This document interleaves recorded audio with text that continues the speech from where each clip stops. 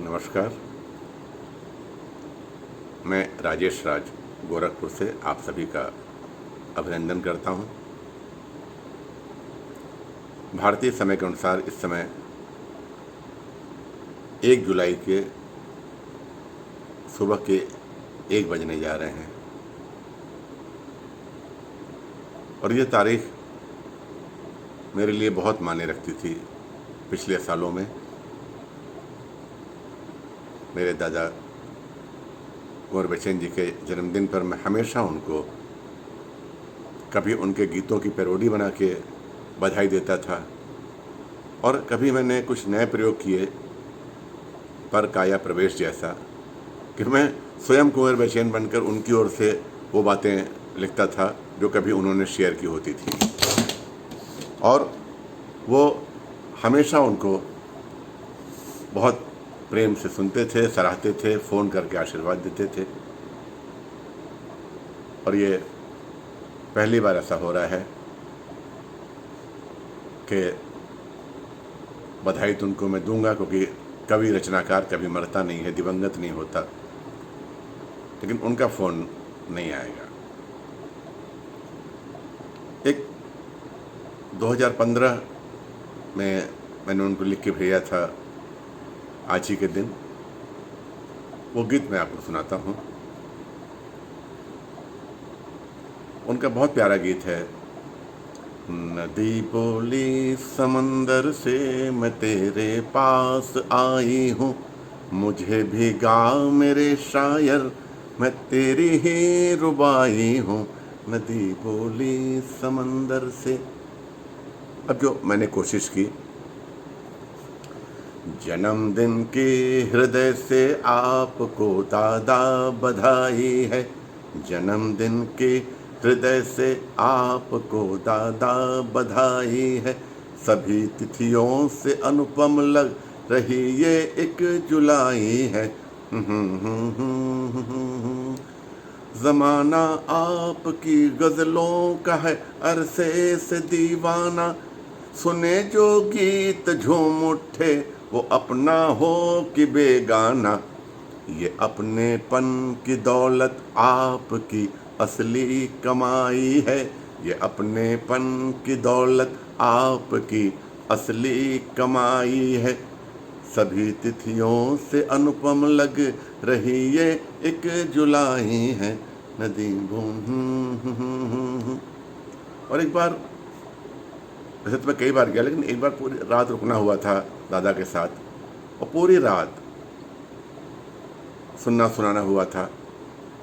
और यहाँ मैं एक बात कहना चाहूँगा कि बहुत सारे लोगों ने अपने संग्रह के लिए भूमिका 2 शब्द लिखने के लिए दादा से आग्रह किया था। वो किसी को मना नहीं करते थे, लेकिन ये आग्रह पूरा करने में वो कितनी तकलीफ़ या कितना परिश्रम करते थे, कितनी तकलीफ़ झेलते थे कि दिन में समय नहीं मिलता, सारी सारी रात जग कर वो लोगों के लिए किताबों की भूमिकाएं और अपनी टिप्पणियां लिखते थे।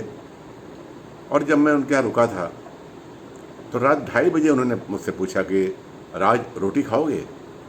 अब रात में डिनर अच्छा खासा हुआ था और रात में 2:30 बजे कोई न कहीं पूछता है, न कोई समय होता है। तो मैं भी थोड़ा आश्चर्य गया कि दादा इतने समय रात में?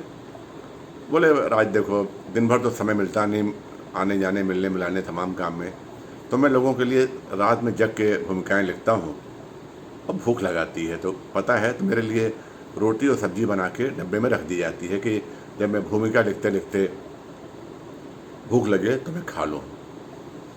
तो मैंने कहा दादा मेरा तो ऐसा अभ्यास नहीं है, आप खाइए। फिर वो उठे गए, अपने लिए डब्बा लाए रोटी सब्जी का, मेरे लिए चाय ले आए मना करने पर भी बना के। और वो रात मेरे जीवन की सबसे यादगार रातों में से है। तो मुझे है याद जन्मदिन के हृदय से आपको दादा बधाई है, मुझे है याद 1 दिन आपके घर मेरा रुक जाना, मुझे है याद अब भी आपके घर 1 दिन आना। वो सारी रात सुनना और सुनाना, नींद ना आना, वो सारी रात सुनना और सुनाना, नींद ना आना। अभी इस वक्त वक्त वो दिन याद कर आती रुलाई है, अभी इस वक्त वो दिन याद कर आती रुलाई है, सभी तिथियों से अनुपम लग रही ये एक जुलाई है, नदी बोली समंदर से। ये पुरानी बधाई थी, मैंने इसमें 4 पंक्तियाँ अभी जोड़ी हैं इस बदले हुए संदर्भ में कि नहीं मालूम था यूं आप सहसा छोड़ जाएंगे, नहीं मालूम। और एक बात मैं बताऊं बीच में रुक के, ये लगातार रात भर जाग के और भूमिकाएं लिखने से उनके आँख की रोशनी 75% तक कम हो गई थी और डॉक्टर ने उनको मना किया था कि अब आप न लिखिए। तो एक बार उन्होंने मुझसे कहा कि मैं भूमिकाएं वगैरह लिखना जो है वो बंद करने वाला हूँ। मैंने कहा जरा फ्लैप पर लिखा करिए, फ्लैप के लिए ज़रूरी नहीं कि सबके लिए भूमिका लिखें, चाहने को तो इतने चाहने वाले हैं, सब चाहते हैं आपसे लिखवाना, मेरी भी किताब आएगी तो मैं चाहूँगा। तो तुरंत बोले कि ना ना ना राज, तुम्हारी किताब आएगी तो मैं पूरी भूमिका विस्तार से लिखूँगा। अब ये तो एक सपना ही हो गया। तो नहीं मालूम था यूं आप सहसा छोड़ जाएंगे, किया मुझसे जो एक वादा है खुद ही तोड़ जाएंगे, किया मुझसे जो एक वादा वो खुद ही तोड़ जाएंगे, यकीन कोई नहीं करता तो ये कैसी जुदाई है, यकीन कोई नहीं करता तो ये कैसी जुदाई है, सभी तिथियों से अनुपम लग रही ये एक जुलाई है, जन्मदिन के हृदय से आपको दादा बधाई है। और 1978 से मंचों पे उनका मेरा साथ था और 2003 में वाह वाह कार्यक्रम सब टीवी का था, उसमें भी दादा के साथ और श्याम ज्वालामुखी जी थे, हम लोग थे, कविता पढ़ी गई थी, वंदना और उसके पति भी आए थे सुनने के लिए। तो और एक बार और मैं कहना चाहूँगा कि कुंवर दादा में एक बहुत अच्छी बात ये थी जिसके चलते सारे लोग, दुनिया उनकी फ़ैन है, कि कोई भी व्यक्ति, छोटा से छोटा युवक हो, बच्चा हो, उनके साथ केवल 10 मिनट रह जाए, 15 मिनट रह जाए तो वो उसको इतना बड़ा बना देते थे उसके व्यक्तित्व को कि वो फिर हमेशा के लिए उनका होकर रह जाता था। अब जिस रात मैं बता रहा हूँ कि मैं रुका था, उसके अगले दिन मुझसे कहा कि अगर आज रुकते हो तो चलो किताब की कवि गोष्ठी ये चलता है। तो मैंने कहा चलिए, कुछ लोग से मुलाकात होगी। तो वहाँ वो मुझको अगले दिन अपने साथ लेके गए। ओम प्रकाश चतुर्वेदी पराग जी उसके अध्यक्ष थे, जो अब दुर्भाग्य से वो भी नहीं हैं। और उस किताब में उन्होंने ज़बरदस्ती मुझको मुख्य अतिथि बनाया। अब कितनी अजीब सी बात है कि हम लोग के वरणीय आदरणीय दादा, जिनको हम लोग हमेशा अपने कार्यक्रम में अतिथि के रूप में बनाते थे, वो मेरे बगल में बैठे हैं और उनके स्नेह से वहाँ पे मैं मुख्य अतिथि का वो औपचारिकता निभा रहा हूँ। और मीरा शलभ जी थी उसमें, शिवभट कमल जी थे और कई लोग थे, वो भी एक याद है। और इसके बाद अभी 2019 में मैंने जैसा बताया ना कि कई रचनाएं मैंने दादा की ओर से लिखी हैं, खुद को कुंवर बेचैन मानते हुए लिखी हैं। उसमें से एक रचना थी कि उनके जो दीदी और जीजा जी थे, बहन प्रेमवती जी और जंग बहादुर जी, जिन्होंने बचपन से उनको पाला, तो जब उनकी डेथ हुई थी तो एक बार उनका जिक्र किया था। तो मैंने रचना लिखी थी कि मेरे जीवन की ज़्यादातर खुशियाँ उन दोनों ने बोई, मेरे जीवन की ज़्यादातर खुशियाँ उन दोनों ने बोई, जिनको सारे लोग समझते मेरे सिर्फ बहन बहनोई। तो और उनके साथ एक और बात थी कि कभी भी कुछ बातें वो शेयर करते थे तो मना करते थे कि देखो ये बातें किसी से कहना मत, किसी के प्रति अनेक लोगों के प्रति उपकार किया हो या कुछ भी है तो वो नेकी कर दरिया में डाल वाली उनकी प्रकृति थी। तो एक रचना में और चाहता हूँ कि अर्पित करूँ, जो ये सुनकर बहुत प्रसन्न हुए थे, और ये 2019 में जन्मदिन पर आज ही के दिन मैंने उनकी ओर से लिख के उनको दी थी। कि चुभन सहकर भी कुछ गुल जिस तरह से मुस्कुराते हैं, चुभन सहकर भी कुछ गुल जिस तरह से मुस्कुराते हैं, वही रस्म मोहब्बत हम ज़माने से निभाते हैं, वही रस्म मोहब्बत हम ज़माने से निभाते हैं।